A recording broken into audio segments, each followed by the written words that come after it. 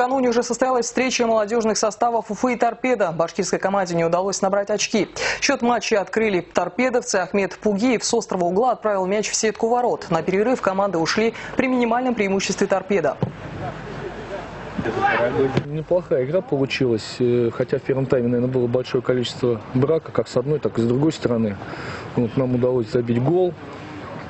Так имели, я думаю, небольшое преимущество имели. Вот. Уфа второй тайм начала намного активней. Ребята, видно, сама ситуация, сам результат их погнал вперед. В начале второго тайма Антон Килин сравнял счет 1-1, но уже в следующем эпизоде он стал антигероем. В штрафной площади Уфы мяч попал в руку Килину. Арбитр матча был непреклонен, назначив пенальти и показав красную карточку. 11-метровый реализовал Валентин Фомичев.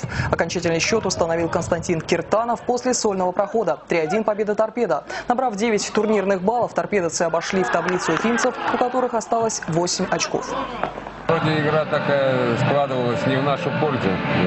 Какие-то моменты такие, ошибки какие-то грубые получились. Но в целом, где-то какой-то момент наступил вот переломный. И вот это вот пенальти, удаление, конечно. И здесь немножко уже было тяжело где-то перестроиться, да.